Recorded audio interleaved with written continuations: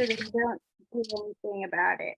But I think that sometimes there can be, if you talk to people, but I agree that a lot of times like people aren't thinking about,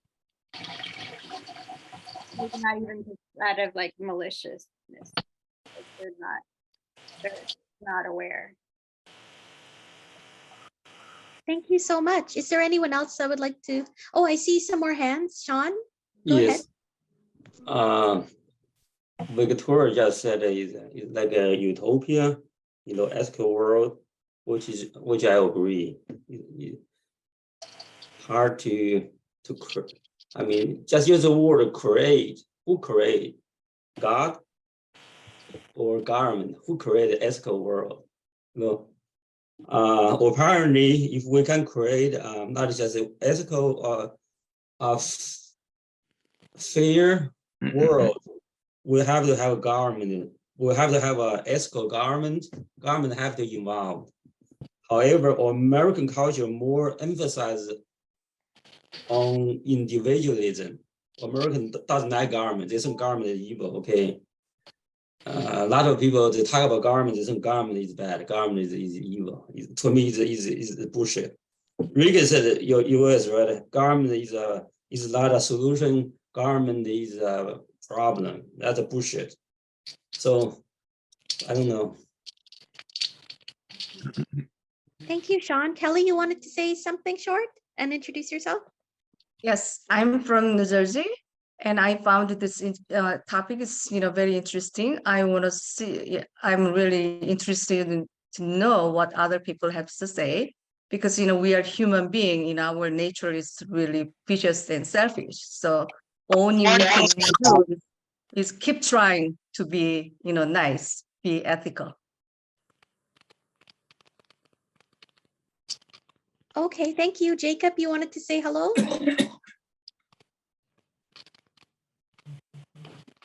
Yes, hi, can you hear me?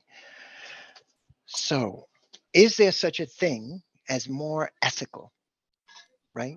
Either you're ethical or you're not. You're at some level of being not ethical, right? So to be not ethical has many levels, many degrees. But to be ethical has no opposite, has no levels.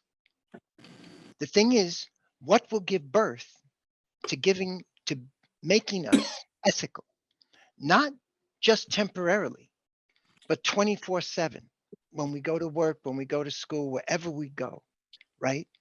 We are the very embodiment of ethics, morality, the sacred. You get it? The holiness. So what is the one action that if we all do it now, it will happen? And again, not temporarily, and beginning with the children at the earliest age. So yes, it is possible. Yes, of course. Not to be more, but to be ethical. That sounds wonderful, Jacob. We have lots of people coming in. Would anyone else like to introduce themselves? And is an ethical world possible, or yes or no?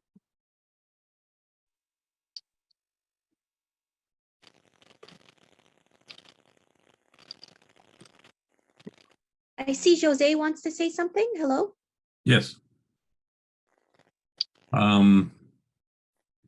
Do we know what being ethical is? It's the question I ask myself. I mean, I hear, well, be nice, or be this or be that. I mean, the simple approach to ethics is it's basically knowing or acting in not acting wrongly, acting in a proper way.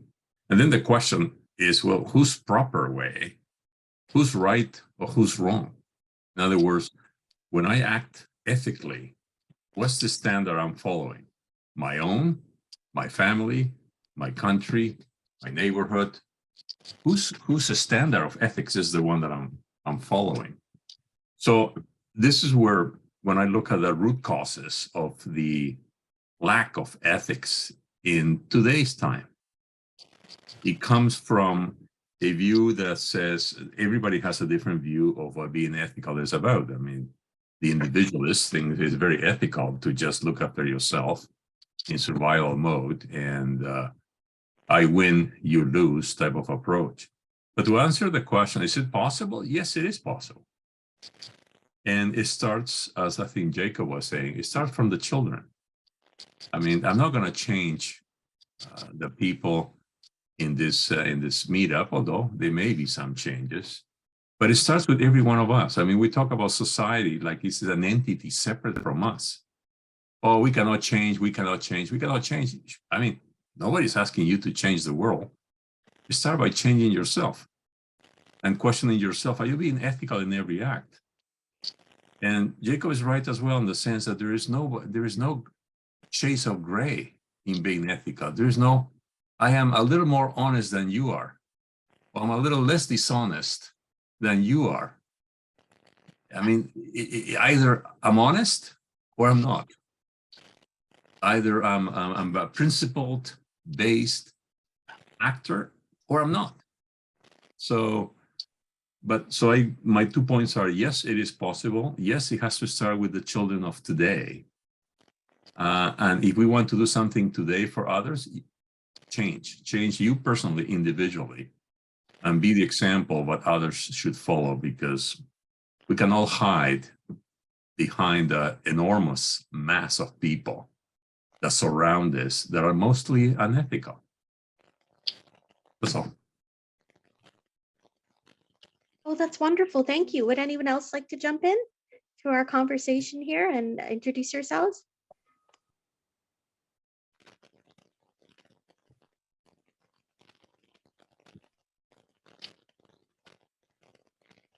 Well, I'll say something if there's pause there. Hello. Oh, what happened there? That's great. You cannot start your video because the host has stopped it. All right. Sorry, give me 1 second. So I just couldn't read what it was. Go ahead. Sorry, go ahead.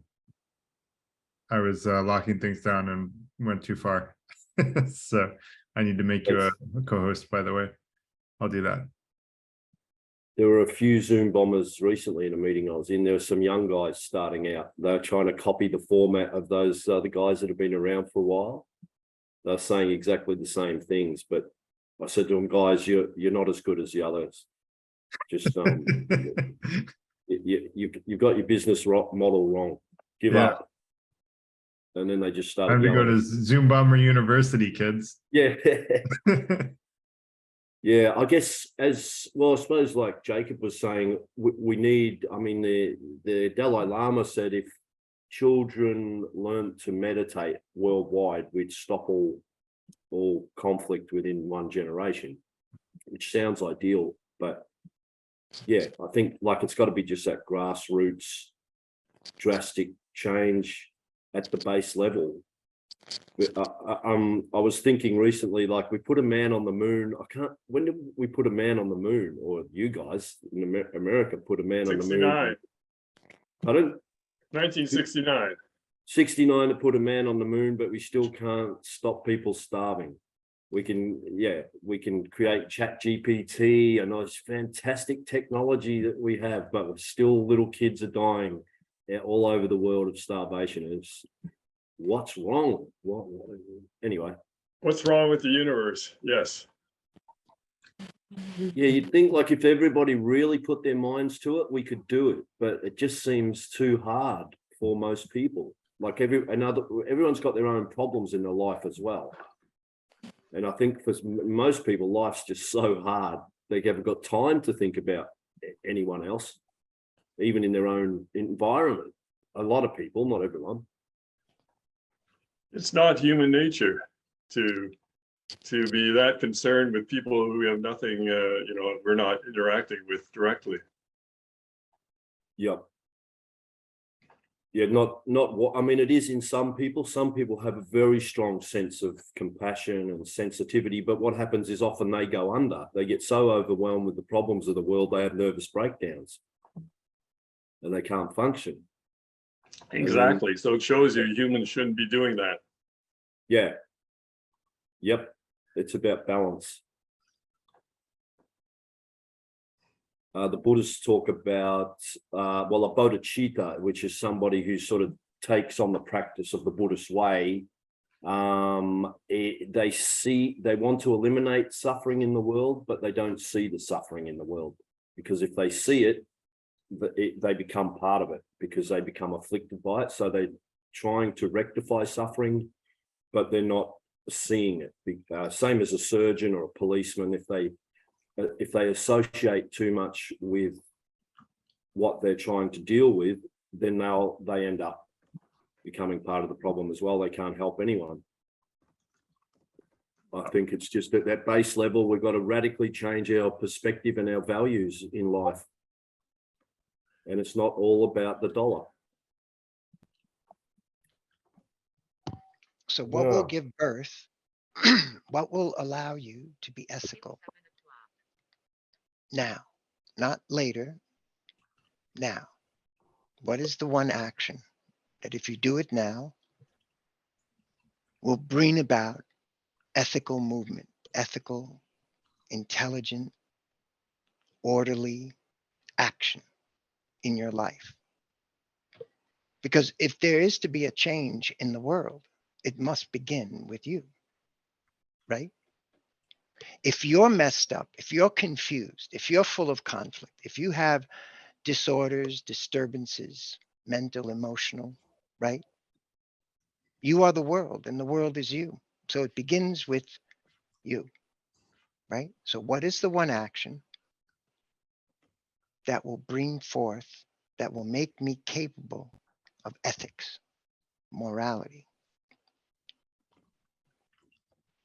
We're going to get into that. I'm going to make my argument for it in the presentation, Jacob. So I'm glad you're asking, because right now it's a good lead in, because it's time for our presentation. And I just have one or two more things to do. I don't know if you want to answer your own question, Jacob. If you feel like you have the answer, feel free to answer it. And I'll take one more minute to do it. I want to add the agenda to the night because I sometimes forget to update it. So I think Jose wanted to say something too. Well, Jacob was going to, I thought Jacob was going to give the answer. Yes, yes, He was please leading do. And to then the answer, in his opinion. Right. What the starting point is, the starting and end point, which are both the same, is self-awareness. I have to be aware of what is happening now in this room, right? In this moment, right? What is happening, right? To be aware of it non-intellectually, right? Without words, without comparison, without analysis, without evaluation, without recording. That means you're really listening, right? You're really paying attention. In that quality of attention, you see the truth. It's an immediate perception of truth, right? It's an insight, like being hit by a lightning bolt, which then sets you free. And then freedom acts. And the action of freedom is ethics, is moral action. Wow, that's sufficiently vague. I have no idea. Well, begin at the beginning, which is, are you aware that you are trapped, that you're mentally, emotionally a slave to the Yes, past, I am what I your am. conditioning, your programming? Sure. The I is the program, and the brain body is identifying with it. It's under a delusion that there is a me, a self, an I, right? And I cannot live without it. It's under two delusions, right? So can the brain, right, see this, see it not intellectually, but see it at the level of the bones, the DNA, the blood, right? At the visceral level, see that it is occupied. And I'm saying, if you don't run, if you don't hide, if you don't seek an escape, if you're still, just be with it, right? The very being with it sets you free, brings about this freedom, the freedom of the brain. That means no mind, right? Quiet, silence, emptiness. Then whatever you do is the action. of that silence, that tranquility. And that's what we call ethical, moral action, the sacred, the movement of the sacred, the holy, the holistic movement. It's a holistic movement. So to be aware of what is happening now, that is the one act. Thank you so much, Jacob. Jose, did you want to say something quickly while Garrett's getting ready? Yeah, I just wanted to comment on what David said, which is interesting in the sense that is what are we innately? So what are we when we are born? And David was suggesting, but that maybe we are innately selfish or a version of that. I think in part he is right. My sense is that when we are born, we have two opposing forces. One is survival, which is evolutionary. We all somehow have this self-preservation instinct. And in this society, that is not quite making sure that the tiger doesn't eat you, but in this society is manifested as other people, competition. I have to win, you have to lose, because my survival relies on me being successful. And the other opposing force, I think, is the one that comes also innately, which is your sense of right and wrong. That gets very distorted as you grow up because of all the evidence you see in front of you and your own interpretations of what you see, right? If somebody is a bully and gets what they want, well, you learn that maybe being a bully, you can get what you want. Right? But I think innately we have those two opposing forces that we need to balance: self-preservation, survival, and the more ethical individual that can tell right from wrong. And then life happens. That's all.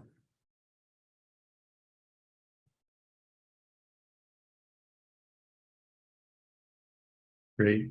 A lot of good comments made. Thank you all for those. And I have a short presentation today, probably at least short in terms of the number of slides, but it may take a little time to get through.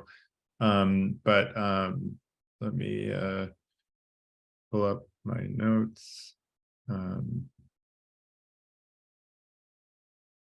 right. So first of all, I just want to thank everyone for coming tonight. So my name is Garrett Lang. I'm a software developer turned software inventor, now an entrepreneur. And my hobby is writing and discussing practical philosophy. I'm also the executive director of the Freethinker Institute. Tonight's event is brought to you by the Freethinker Institute, which is a not-for-profit looking to support and empower its members. We want to help people be the best version of themselves, seek truth, and be fair through transformational, personal, and professional development. We have free events like this one every Tuesday evening, covering a wide range of topics not typically covered in academia or industry.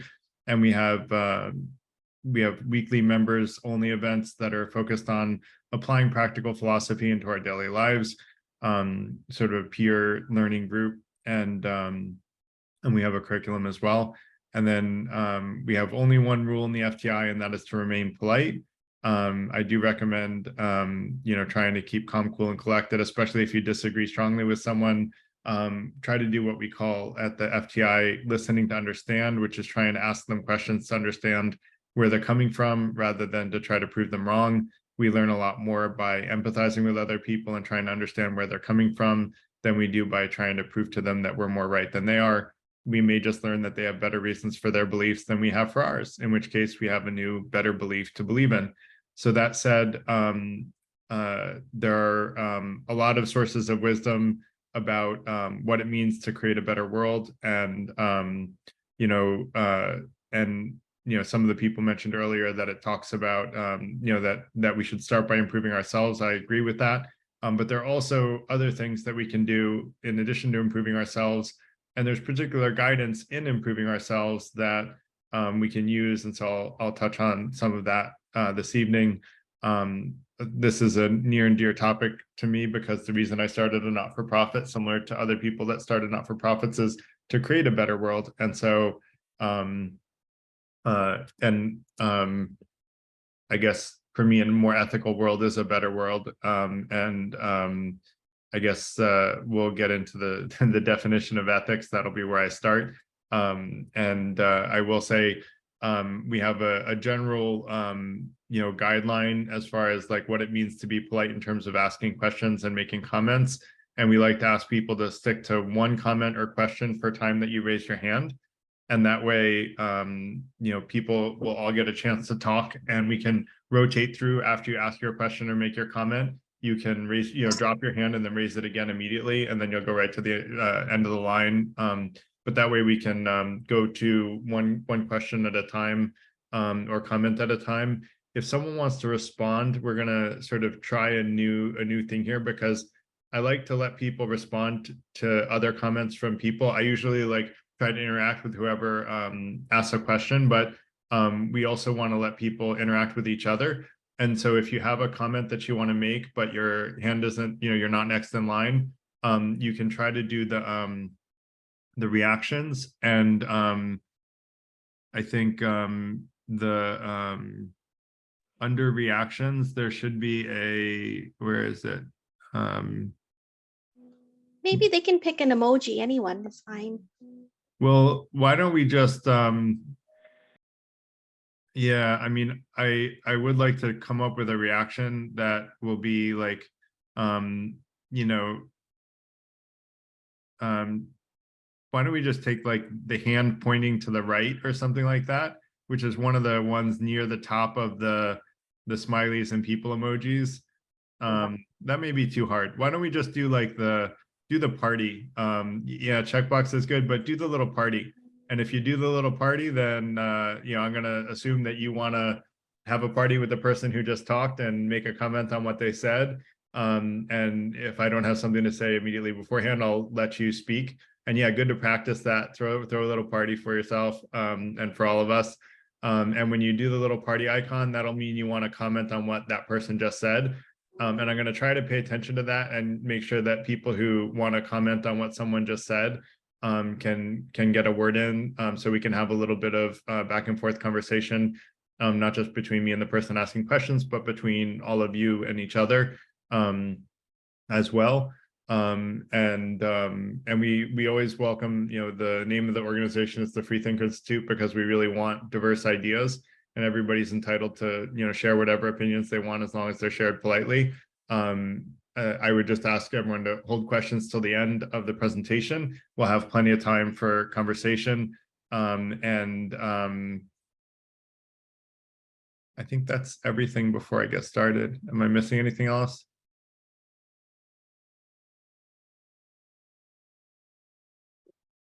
All right, so then let me share my screen.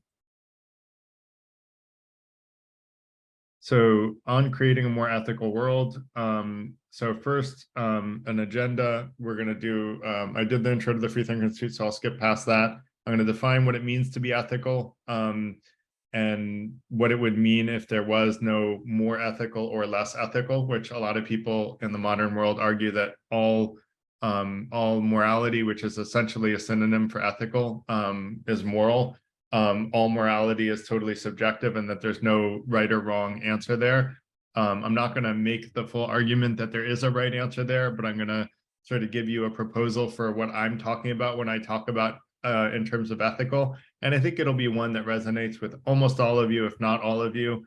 Although if anyone doesn't think that that's a more ethical way of being or a way of defining what's more ethical, that's fairly agreeable. I welcome people who want to, come up with an alternative or a concern with that definition.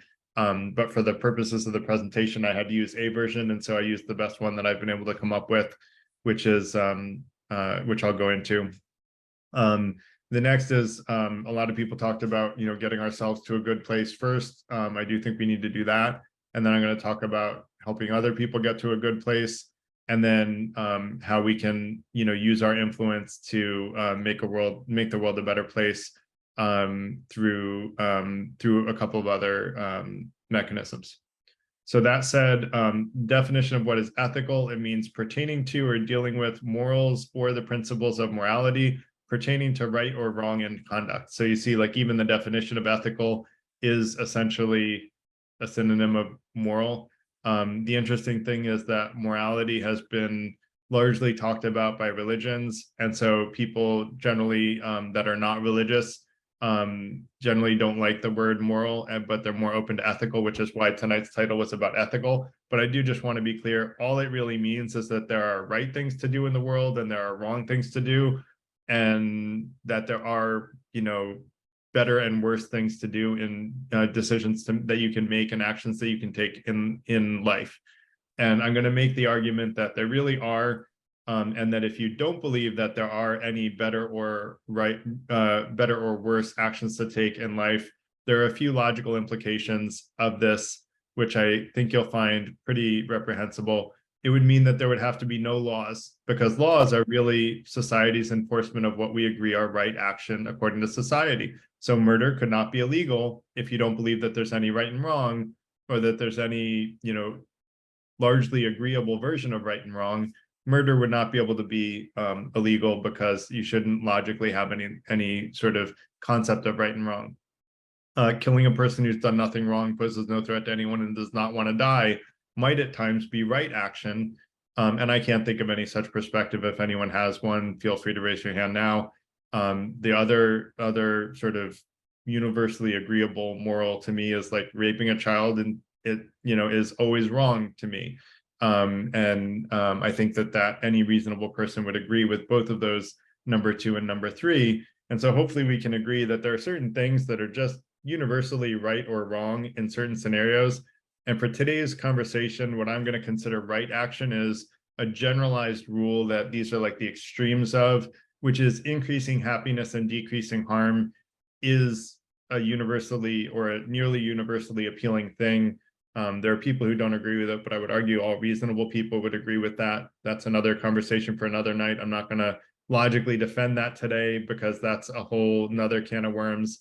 We're just going to use the definition for the presentation to say that I think increasing happiness and decreasing harm is a good thing. If anyone wants to shoot holes in that, I have a more nuanced set of definitions and a 2-step rule that I follow to sort of riff on utilitarianism, which is essentially where this came from, although I independently invented it without knowing it already was invented by utilitarians a couple hundred years ago from Bentham. And essentially,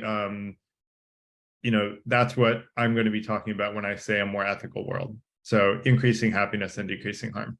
So that said, first we have to help ourselves. You'll notice all of us that have flown in an airplane have heard the message, you have to put on your own mask before you help others. That's because if you can't breathe anymore, you can't help anyone else. And if you try to put your kid's mask on before you put your own mask on, you could end up dying and killing your kids too, because you couldn't get your mask on and their masks on because you tried to put theirs on first. So that's why everyone is supposed to put their own mask on first. It sort of makes sense and is generalizable, I think, in life in general. If your own needs aren't met, then you're not going to be as effective at helping others. And so, even if you want to help others, like if you don't meet your own needs, your essential needs, then you're not going to be very effective at helping others. I would argue that the 5 intentions of the Freethinker Institute are basically, I've thought long and hard about a simple set of rules that will help people live a happier life. And that's really what I came to the conclusion of, is the 5 intentions after lots and lots of time and effort and discussion and feedback. And there's always more room for feedback. If anyone doesn't like these, you can give me feedback on that too. But one is, and these are in priority order, is a devotion to using reason and intuition to be the best version of yourself, to seek truth and to be fair. The number 2 intention is to be transparent about who you are and what you believe to the extent you trust someone, and to have an open mind towards new ideas that will help you be the best version of yourself, seek truth and be fair. Because so many people get stuck in confirmation bias, and we aren't able to help ourselves because we're stuck in bad beliefs or with misunderstandings about the world. And so having an open mind helps us learn and we'll talk more about learning. Number 3 of the 5 intentions is a commitment to critical thinking, because we want to better be able to distinguish fact from folly, and fact from fiction, and wisdom from folly. And critical thinking skills help us do that.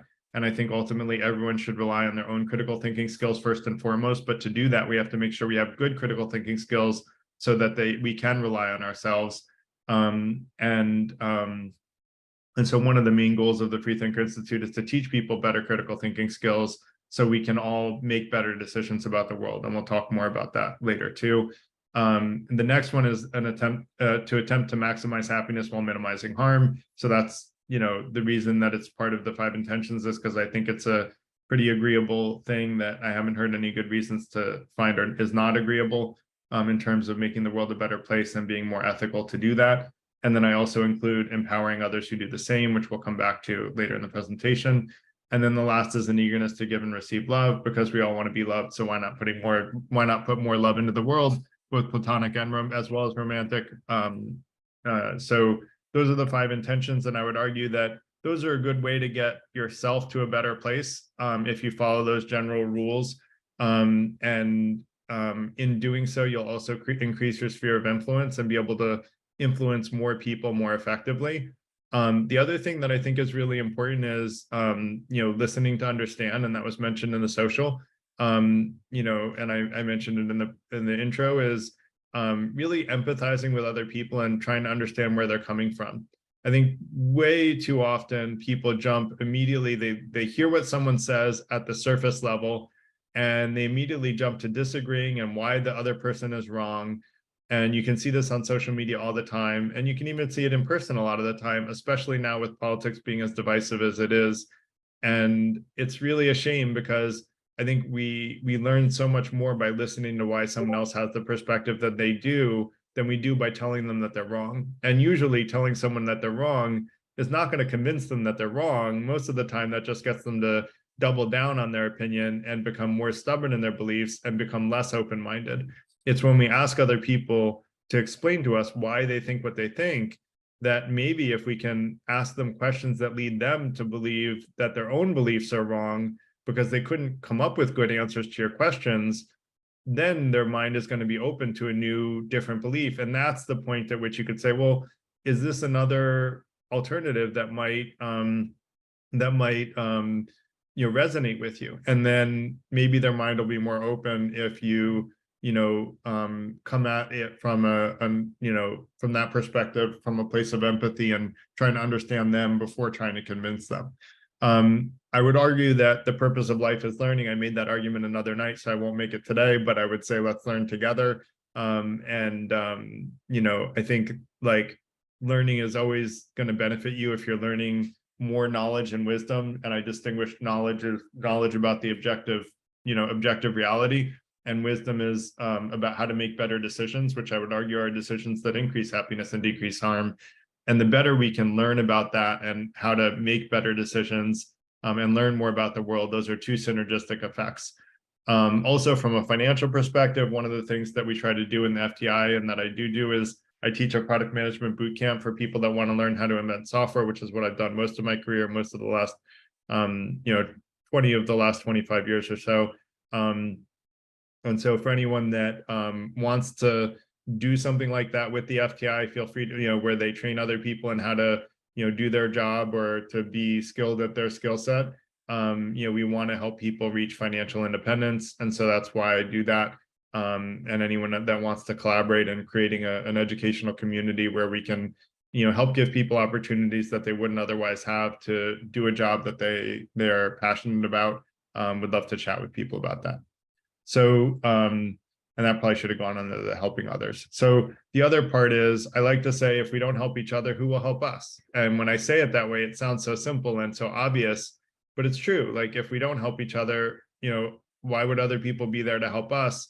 The only way someone is going to help us is if they're helping each other, right? And so I would argue that, we, as a not-for-profit, we have a membership track, which creates like a peer group of people that really helps each other guide ourselves to be in a better place ourselves, and gives peer feedback to each other, so that we're collaborating and sort of increasing happiness and decreasing harm for people in the community. And we break up into pods of 10 or fewer people, 3 to 10 people essentially. And we get to know each other, at a pretty profound level, and try to help each other achieve life goals and be better versions of ourselves, and seek truth and be fair. And that helps us increase our sphere of influence through that collaborative relationship, or a set of collaborative relationships that we create. And we have a bunch of tools that we use in the member section to help each other get to know each other really well. For anyone that's interested in that, I think Ellis will probably post information in the chat about membership. So a few simple ways that you can make the world better. I think improving critical thinking skills, I said we'd touch on this again, is key, because if you don't have good critical thinking skills, you'll have more misunderstandings about the world. And the more misunderstandings about the world that you have, the less likely you are to make good decisions. And our meetups, both on Tuesday evenings, like this event, as well as on the membership track, focus on improving critical thinking skills, because that's really near and dear to me. Is like, I think that ultimately, we can only be successful as a community if people can think clearly and see the truth clearly. And I would argue, when speaking of which, when either voting for politicians and or choosing who to support amongst colleagues and friends, I think we should choose people who are choose to support people who are good human beings that are honest and have a record and the intent of increasing happiness and decreasing harm in the world. And the more we support such people, the more influence we grant to such people. And if they in turn use that to grant it to more people as well, then we end up increasing happiness and decreasing harm in the world, which I would argue is, as I said, pretty universally appealing. There's also a pretty cool app that I came across, and it's called A Better World, and it rates how ethical companies are. And this is something that when I held this event a couple of years ago, before I started the organization, I held it through my philosophy meetup, which was a part of Socrates Cafe Network. This was the main idea I thought of about how to make the world a better place. And that is, if you spend your money with ethical companies, and then let's take it further, if we all spend our money with ethical companies, the unethical companies will go bankrupt because they'll have no customers, because they'll realize that by being so unethical, they're not going to have any customers, and those companies will start looking for, and we'll also empower the companies that are ethical companies, will help them grow and be more successful. And so the management that created more ethical companies will actually now have the management of the unethical companies coming to them for work. And so now the bosses are the ones that are leading the ethical charge rather than the unethical charge. And in doing that, we can, as a community of purchasers, which we're all buying products every day, we live in a consumer economy.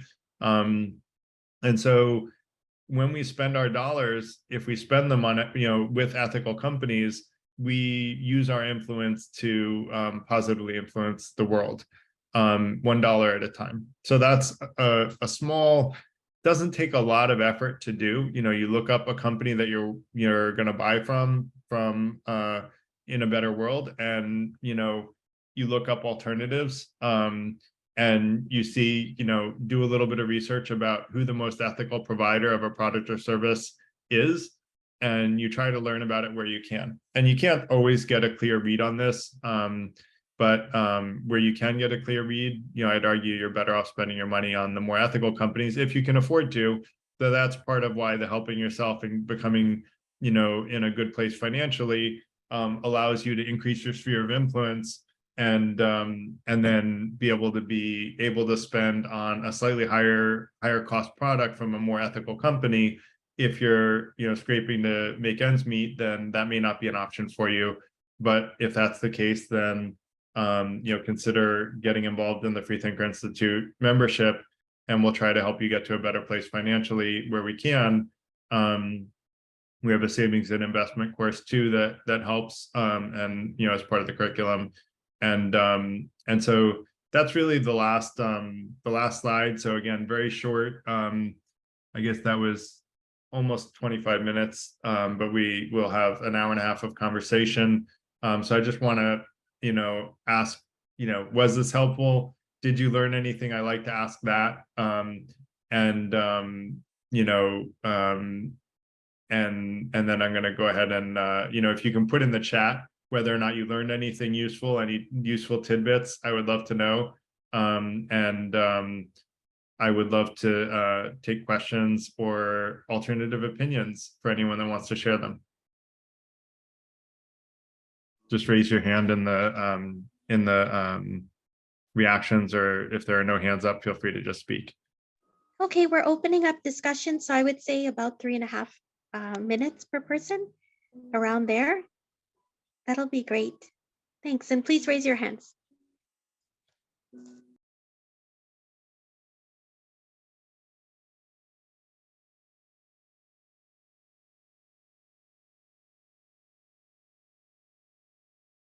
Great. Jacob, go ahead.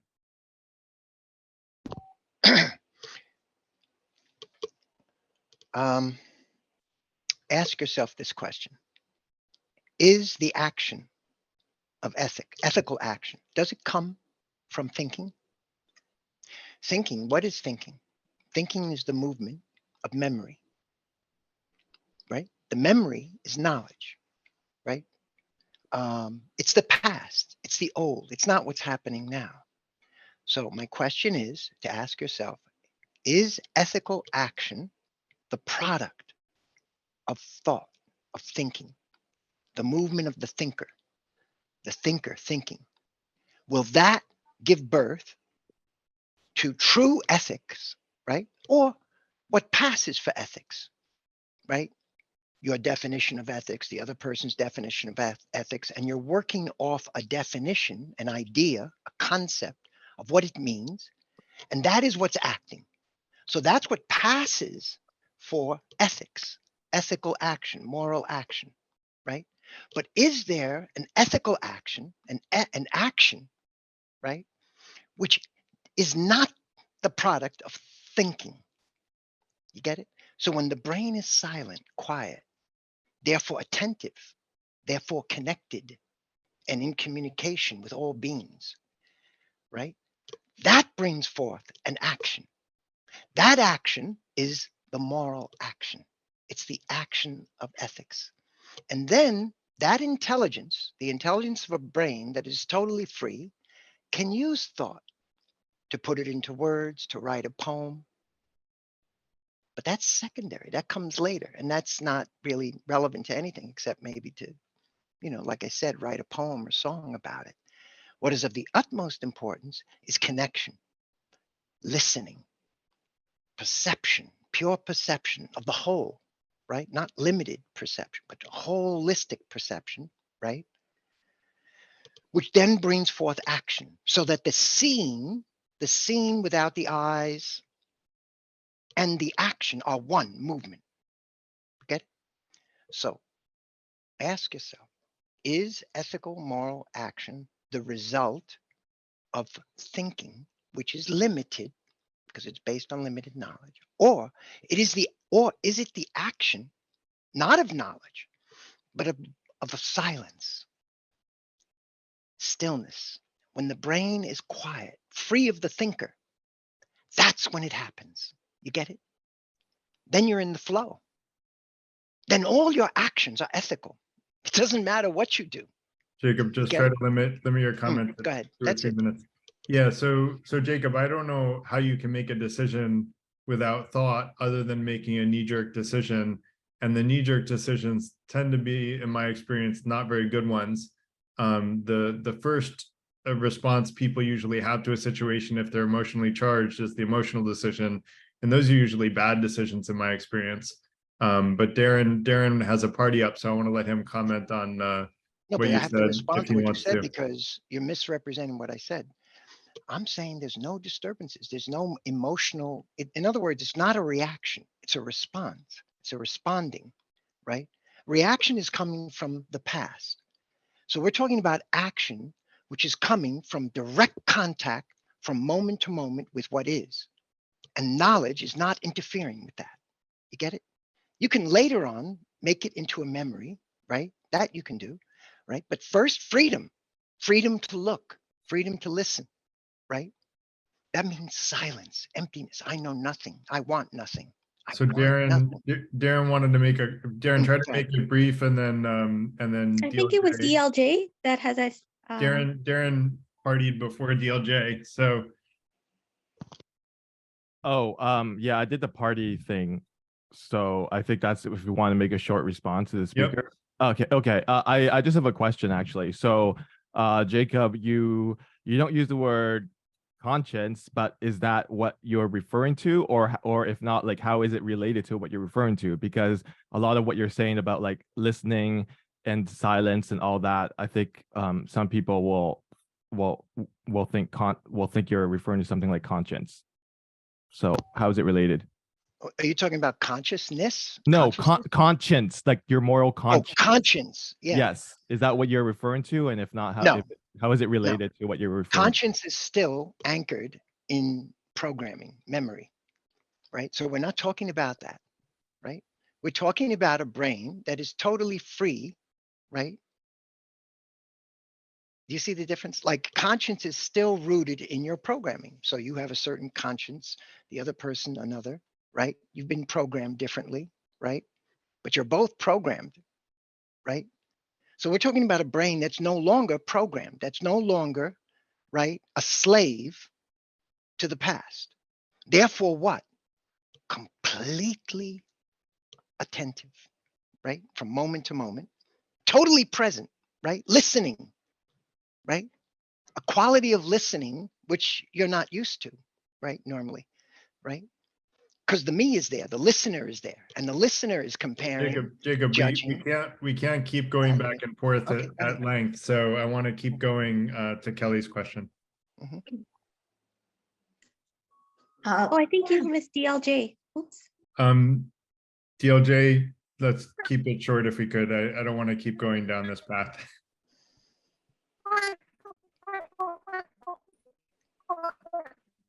Go ahead. Your audio is not coming across very well. We couldn't hear you. Sorry. Yep, now I heard you. Okay, that's better. Sorry. Yeah, the answer to Jacob's question, very short, is no. That's it. Thanks. Thanks. Kelly, go ahead. So I picked up several things from your presentation, but Great. I have one comment about the definition of ethics. You said, decrease the harm and increase the happiness. But my question is from whose perspective? And it's not really concrete things. It's all subjective. Even in the old days, ethical standard is very different than what we, consider the ethical, nowadays. So, and, ethic has been changing through, nation to nation, culture to culture, and, different periods. So one time the waging war was okay to sustain because, lacking of the food and, lacking of the resource. It is a survivor, mode to waging war, to kill other, just, conquer other countries. And also, marginalizing the women and children were, it was really ethical. It is reasonably accepted. Okay, so those are things, it's really hard to, say if there is any concrete definition about the, ethical. As I said, it's been changing over the period, and culture to culture is very, different meanings of ethicals, about the ethics. Yeah, so even if my definition is correct, it will still continue to change, Kelly. And I don't think that that means I don't think the fact that it's changed over time means that there is no more ethical or less ethical. All that means is that we're getting better at understanding what is more ethical and what is less ethical. And if you look at the arc of justice over the last, say, 2,000 years, I would argue, and so would Steven Pinker argued that we live in the safest, healthiest, wealthiest world that has ever existed in Earth's existence. And that's a pretty cool thing. That means we're actually getting better at identifying what is and is not ethical. And so, you know, I would argue we're improving. And actually, you do also touch on a good point, is from what perspective. And I would argue each individual gets to decide how happy they are and whether or not they are sustaining harm. The distinction would be that if someone feels they're sustaining significant harm, then that would need to be a peer agreed upon thing, and go through a court system, et cetera, et cetera. And that kind of Darren mentioned that oppressing in the chat, that oppressing minorities, especially smaller ones, often leads to an increase in happiness in the world. First of all, I'm not sure that that's actually true, but even if it were, it doesn't necessarily lead to a decrease in harm. And I did mention there's some nuance to my increased happiness and decreased harm. And I'll share some of that nuance, which is that there are sort of two layers of rules. The first is that we should prevent significant unnecessary harm to anyone. And, the example that he gave was, sort of causing harm to gay people in countries where they're a small minority.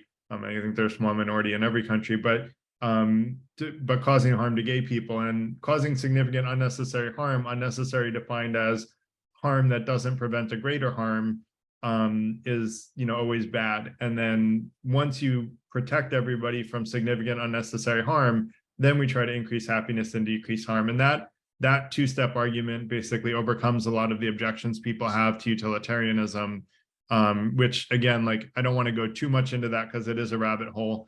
And so I want to stay focused on, if we can, stay focused on how to make the world a more ethical place, and ideas that people have for that. I shared a bunch of ideas that I think will make the world a more ethical place. I would love other people to throw out ideas they have. Although if you want to shoot holes in my perspective, you're welcome to do that as well.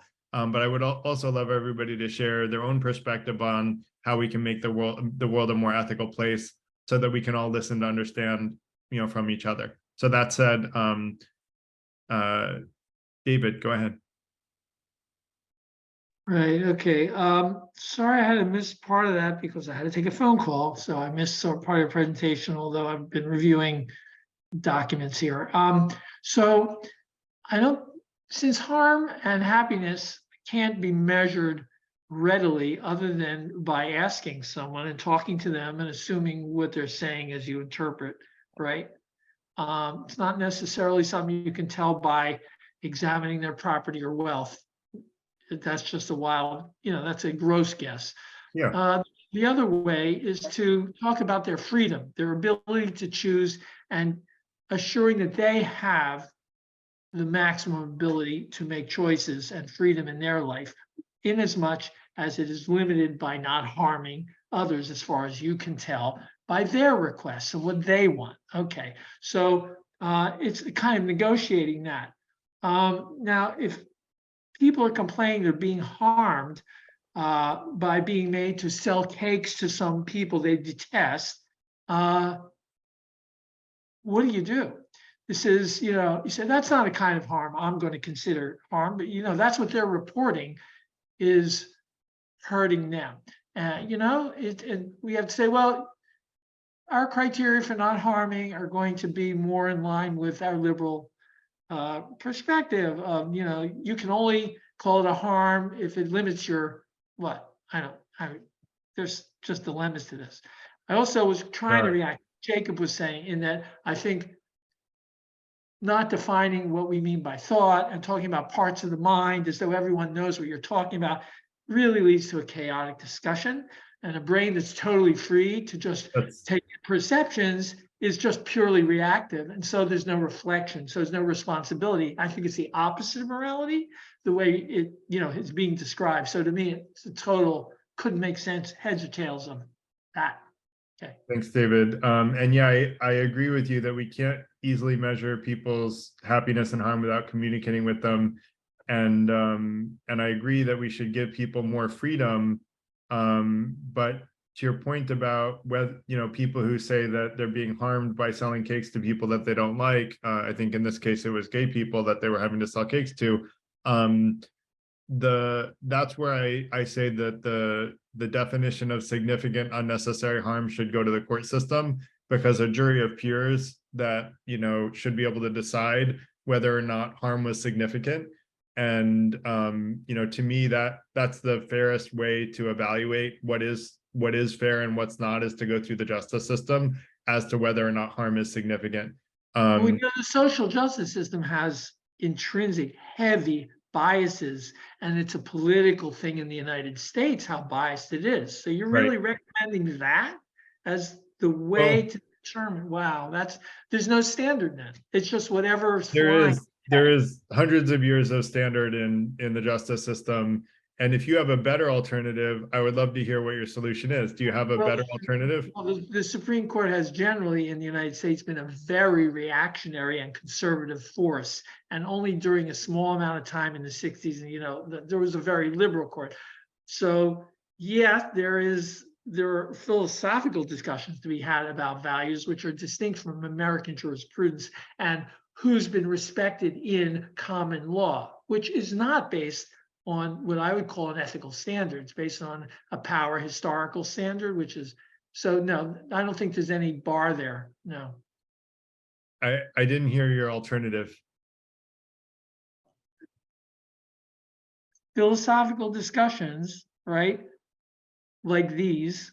Right. But we don't have any authority. So we may come up with things, but we have no authority. And so no way to participate in the social power and discourse. We can just talk amongst ourselves. So there's no way to take what we come up with and use it. So we have no utility in the process. I would say councils of people like this would be one way to do it. That's essentially what a jury is, right? Is a group of people that are selected, through a very formal process to choose peers that are unbiased and can give a fair trial to someone about whether or not they were harmed. Yeah, but there's no jury system in the Supreme Court. Yeah, there are fixed courts. I wasn't saying the Supreme Court. I'm saying the court system in general. Like, I think a jury of peers is where significant harm should be measured, is a jury of peers, not the Supreme Court. You can't obviously take everything to the Supreme Court. Now, if there is a lot of, disagreement, over and over again, then eventually it goes to the Supreme Court. Although I would, but yeah, so I don't think we're disagreeing as much as you thought we were.